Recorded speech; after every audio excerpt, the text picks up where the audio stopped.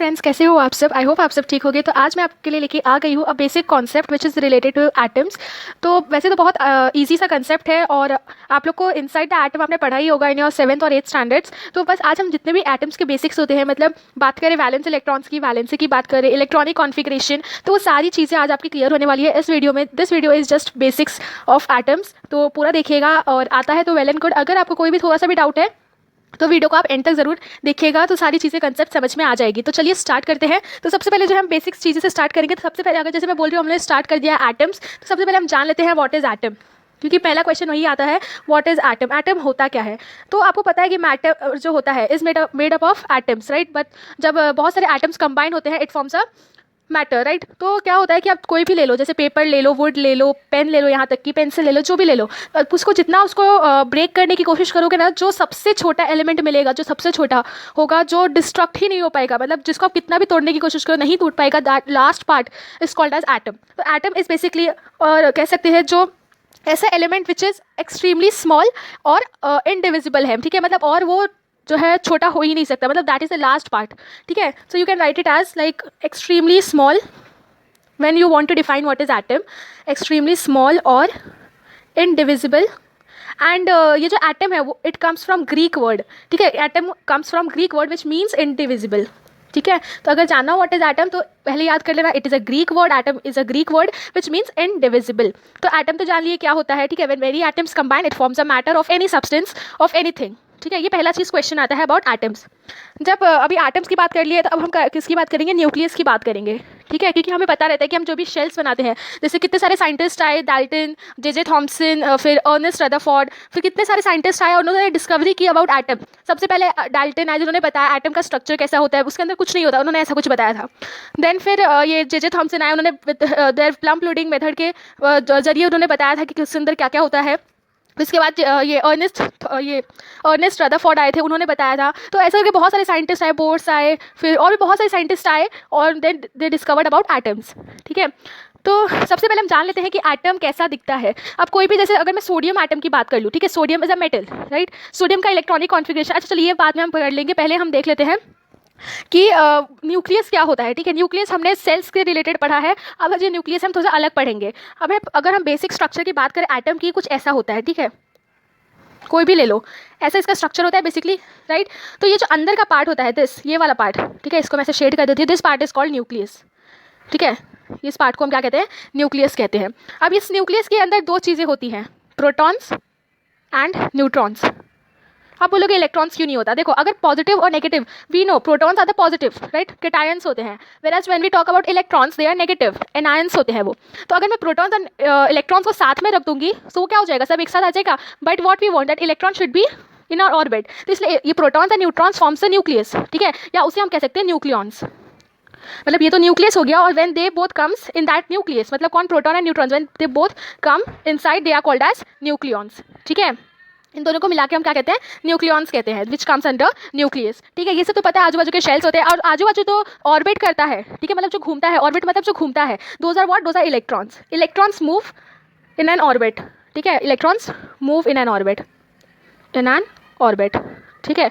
अब अगर मैं बात करूँ प्रोटॉन, न्यूट्रॉन्स एंड इलेक्ट्रॉन्स की, तो इसके हम जो चार्जेस होते हैं, ठीक है, पता है प्रोटॉन्स का पॉजिटिव होता है, इलेक्ट्रॉन्स का नेगेटिव होता है, एंड न्यूट्रॉन्स का तो न्यूट्रल रहता है। बट इसमें क्या होता है, कुछ उसकी वैल्यूज़ होती होंगी, ठीक है। हाँ, प्रोटॉन्स एंड इलेक्ट्रॉन्स की वैल्यूज सेम है, फर्क क्या है, साइन। अगर मैं बात करूँ प्रोटॉन की वैल्यू की, तो प्रोटॉन का जो वैल्यू है विच इज़ +1.687 समथिंग कुछ है, into 10⁻⁻19 coulomb, this is the value of protons, ठीक है। और अगर मैं बात कर रही हूँ इलेक्ट्रॉन्स की, ठीक है, इलेक्ट्रॉन्स की जो वैल्यू होती है -1.687 dot dot dot into 10⁻⁻19 coulomb. मतलब देखो दोनों की वैल्यूज एक्जैक्टली सेम है, the thing which differs them with is sine, ठीक है। एक का पॉजिटिव है, एक का नेगेटिव है।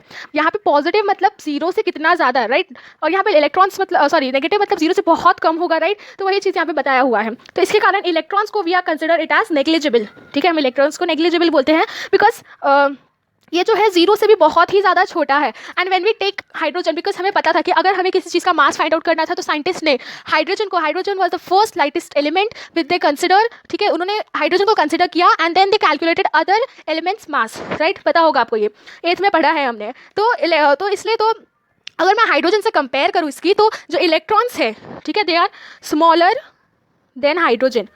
और अगर मैं बात करूँ कितना स्मॉलर है तो विच इज़ अराउंड 1800, ठीक है, 1800 टाइम्स स्मॉलर देन हाइड्रोजन, ठीक है, 1800 टाइम्स स्मॉलर देन हाइड्रोजन। मतलब हाइड्रोजन जो एटम है विच एटॉमिक नंबर इज़ 1, ठीक है, उसका जो एटॉमिक मास है उससे वो 1800 टाइम्स छोटा है electrons. Then you can imagine कि मतलब how it would be negligible, ठीक है, क्यों हम इसको नेग्लिजिबल मानते हैं।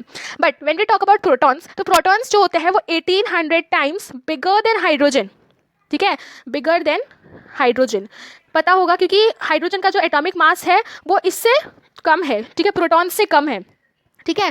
तो और नंबर तो पता ही है 1, तो यू कैन कंसिडर कि कितना प्रोटॉन बड़ा होता है एज कम्पेयर टू इलेक्ट्रॉन्स, ठीक है। बीच में क्या होता है, प्रोटॉन्स एंड न्यूट्रॉन्स होते हैं, and electrons move in an orbit, ठीक है, electrons move in an orbit. ये बात हो गई इलेक्ट्रॉन्स, प्रोटॉन्स एंड न्यूट्रॉन्स की। अब हम बात कर लेते हैं कि ये किसने डिस्कवर किया, इलेक्ट्रॉन्स को, प्रोटॉन्स को, न्यूट्रॉन्स को किसने डिस्कवर किया, राइट।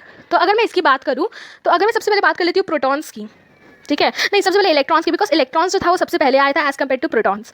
इलेक्ट्रॉन्स को जो डिस्कवर किया था वो थे जे थॉमसन ने, ठीक है, J Thomson with their plump loading method, और बहुत सारे इन्होंने, और इसको इन्होंने जो फाइंड आउट किया था वो emission of cathode rays in a discharge tube. याद होगा कैथोड रेज, जब दो साइड से कैथोड रेज निकलती थी, एक साइड से कैथोड रेज, एक साइड से एनोड रेज, ठीक है।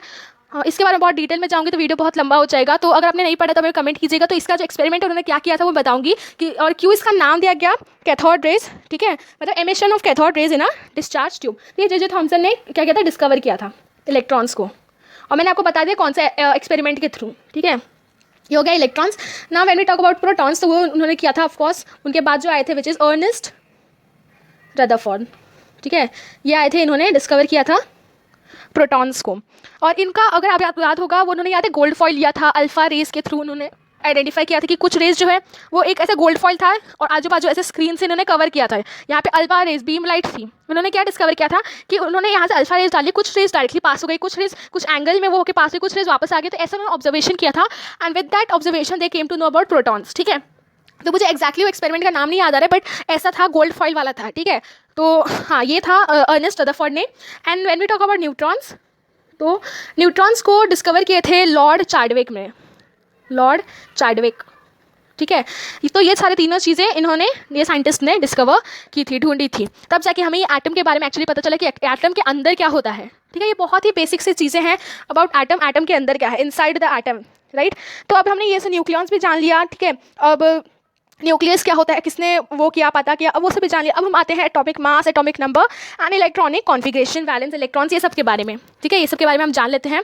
तो सबसे पहले अब हम जान लेंगे एटॉमिक नंबर क्या होता है। अगर मैं हाइड्रोजन की बात करूँ, ठीक है, हाइड्रोजन, तो एटॉमिक नंबर 1 हो जाता है। या तो पीरियोडिक टेबल आपके बुक्स में होगा, नहीं है तो मैं इस वीडियो के एंड में पूरा पीरियोडिक टेबल जो है डाल दूंगी, आप उसका स्क्रीनशॉट ले सकते हो, ठीक है। हाइड्रोजन का 1, हीलियम 2, फिर लिथियम 3, 4, 5, 6, मतलब जो एक साइड में जो अरेंज होता है हाइड्रोजन, हीलियम, लिथियम, ठीक है, उसका 3, फिर 4, 5, ठीक है, बेरिलियम 5, ऐसे ऐसे कर करके जो होता है that is called atomic number, ठीक है। Don't get confuse between atomic number and atomic mass. This side is atomic number, ठीक है। मतलब एटम्स को क्या नंबर दिया गया है, एटम्स मतलब ये जो एलिमेंट है वो के जो एटम्स उनको क्या नंबर दिया गया है। And when we talk about atomic mass, ठीक है, तो एटॉमिक मास जो होता है वो डबल हो जाता है इसके। अगर मैं हीलियम की बात करूँ या हाइड्रोजन की बात करूँ तो उसका जो मास है वो डबल होते जाता है। अगर मैं हाइड्रोजन की बात करूँ तो उसका जो मास होगा वो 1 पॉइंट समथिंग कुछ हो जाता है, मतलब बढ़ जाता है। हीलियम का भी सेम 2 है तो समथिंग 3 या 4 के आसपास जो है कुछ हो जाता है, मतलब डबल हो जाता है, उसका जितना एटॉमिक नंबर है ना उससे डबल हो जाता है, that is called as atomic mass, ठीक है। देखो आपको ना कहीं पे ऐसे दिखने मिलेगा, यहाँ पे जैसे यहाँ पे C कार्बन ले लेते हैं सपोज, तो यहाँ पे C6 मिला, hydrogen, helium, lithium, beryllium, boron, carbon, या C6, एंड यहाँ पे आपको एटॉमिक नंबर मिल जाएगा सपोज 12 या 13 ले लेते हैं, जो भी ले लो, ठीक है, सपोज 12 ले लो क्योंकि डबल हम सीधा ले ले, ठीक है। तो 12, तो ये जो ऊपर वाला है which is atomic mass, and when we talk about this down part, this is atomic number, ठीक है। ये होता है atomic number and atomic mass का डिफरेंस, ठीक है, क्या होता है एक्चुअली में। एटॉमिक मास क्लियर हो गया, एटॉमिक नंबर भी क्लियर हो गया। सो अब हम देखेंगे what is valence and valence electrons, ठीक है। बट उससे पहले हम जान लेते हैं electronic configuration which will be the second last topic, ठीक है, इलेक्ट्रॉनिक कॉन्फिगरेशन। ये मैं बेसिक से इसलिए लाई रही हूँ बिकॉज अगर आप 11th 12th के स्टूडेंट्स हो या 10th के भी हो, 9th के भी हो, और अगर आपको थोड़ा सा भी इसमें डाउट होना तो शॉर्टकट वे में समझ सकते हैं, ऐसा इसलिए मैं लाई हूँ ये, ठीक है। तो इलेक्ट्रॉनिक कॉन्फिगरेशंस, ठीक है। अब मैंने इलेक्ट्रॉनिक बोला है, with the name itself you will understood that इसमें हम इलेक्ट्रॉन्स की बात करेंगे, ठीक है। देखो इलेक्ट्रॉन, राइट, तो इससे हम पता कर सकते हैं कि हम we will talk about electron something, yes. तो अगर मैं बात करूँ सोडियम की, सोडियम का एटॉमिक नंबर होता है 11 एंड एटॉमिक इलेक्ट्रॉनिक कॉन्फ़िगरेशन उसका हो जाता है। देखो हमें याद है, हमने बचपन में पढ़ा था कि 2 पहले शेल में होना चाहिए, के शेल में 2 होना चाहिए, एल शेल में 8 होना चाहिए, एम शेल में 16 होना चाहिए एंड सेम। बट क्या होता है, वी डोंट फॉलो दिस, या we follow till K and L, we don't follow till M and N. हम क्या करते हैं, 8 को रिपीट करते हैं। जैसे अगर 11 है तो हमें 11 है, हमें पता है 3 पार्ट में होगा, बिकॉज पहले शेल में तो 2 ही एटम्स होते हैं, दूसरे शेल में 8 ही एटम्स होते हैं। देखो 8 + 2 कितना होता है 10, हमें कितना और एटम चाहिए 1, राइट, तब वो 11 हो जाएगा। ये हो गया इलेक्ट्रॉनिक कॉन्फ़िगरेशन।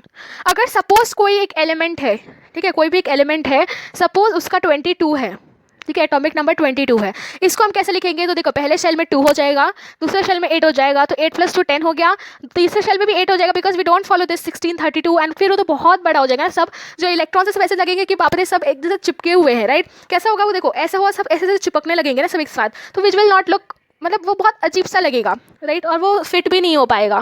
तो इसके लिए what we can do that, we can first shell में तो और सेकंड शेल में जो परमानेंट है वही हम रखेंगे, तीसरे एंड चौथे शेल्स में भी अगर वो बहुत लंबा है तो हम 8 का ही यूज़ करेंगे। तो 2 + 8 10, 10 + 8, तो फ्रेंड्स पहले शेल में 2, दूसरे शेल में 8 एंड तीसरे शेल में भी 8, ठीक है। इसलिए मैं ऐसा बोल रही हूँ क्योंकि हमें पता है अगर सब 8 16 अगर मैं यहाँ पे डाल देती हूँ तो अनकंजस्टेड हो जाता है, राइट। इसके लिए तो अब ये कितना हो गया 8 8 16 17 18, अभी हमें 4 और चाहिए तो ये 22 बन जाएगा, तो 4 डाल देंगे, हो गया, बन गया ये, ठीक है। इसे हम कहते हैं इलेक्ट्रॉनिक कॉन्फ़िगरेशन। हमेशा 2 चीज़ इसके बारे में याद रखना है कि पहले एंड दूसरे शेल में तो 2 8 कंपलसरी है। अगर वो बहुत बड़ा है, ठीक है, मतलब मोर देन 7 है, सॉरी या मोर देन 8 है, तो आप क्या करोगे, सिर्फ 8 लोगे, then you will go to 4th shell, then 5th shell, 6th shell. But अगर आप 16 एंड देन 32 लोगे तो वो बहुत ज़्यादा, मतलब वो तो रॉन्ग ही जाएगा वैसे भी, because the atoms will be uncongested, the electrons will be uncongested, right, because they want the time, they want a space for the orbit also, ठीक है। तो ये मेथड है and this is called as electronic configuration, ठीक है। बहुत आसान है, अच्छे से अच्छे मार्क्स गेन इसमें हो जाते हैं, ठीक है। अब इलेक्ट्रॉनिक कॉन्फ़िगरेशन, तो लास्ट टॉपिक अब हम आते हैं valence, valency and valence electrons, ठीक है, valency and valence electrons. Now first we'll study what is valence electrons. Valence electrons मतलब क्या, कि number of electrons present in the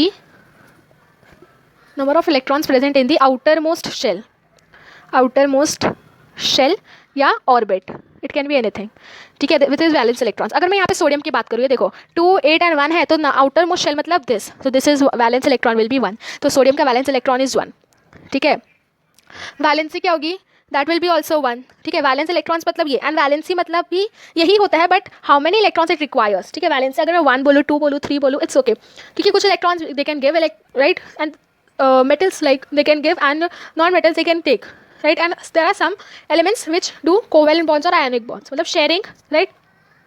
so इसके लिए तो ये वैलेंसी हो जाएगा 1 और वैलेंस इलेक्ट्रॉन्स भी 1, ठीक है। इसकी बात करूँ तो ये देखो valence electron is 4 but valency will be what 4, right, because 4 वो शेयरिंग करके ही उसे मिलेगा ना, 8 बन जाएगा, राइट, टू गेट स्टेबलाइज। हमें वैलेंसी क्यों चाहिए, so that the atoms gate stable, ठीक है, एटम स्टेबल हो जाए, इसके लिए हम वैलेंसी चाहिए, सो दैट क्यों हमें चाहिए, because main reason electrons should be stabilized, ठीक है, स्टेबल हो जाना चाहिए, इसके लिए वी वांट व्हाट शेयरिंग और गिविंग या taking off electrons, basically ionic या कोवेलेंट बॉन्ड जिसे हम कहते हैं। So this was the last part about valence, about atoms, and totally हमने पूरा पढ़ लिया एंड डिटेल में, ठीक है, कि क्या होता है एटम, फिर कहाँ से वो आया, न्यूक्लियस क्या होता है, क्या कंटेन करता है न्यूक्लियस, न्यूक्लियॉन्स क्या होते हैं, देन किसने क्या डिस्कवर किया, प्रोटॉन न्यूट्रॉन्स इलेक्ट्रॉन्स किसने क्या डिस्कवर किया, कौन से एक्सपेरिमेंट के थ्रू, एटॉमिक मास क्या होता है, एटॉमिक नंबर क्या होता है, इलेक्ट्रॉनिक कॉन्फ़िगरेशन क्या होता है, फिर वैलेंसी क्या होती है, वैलेंस इलेक्ट्रॉन्स क्या होती है, सारी चीज़ें हमने इस वीडियो में डिटेल में पढ़ी है।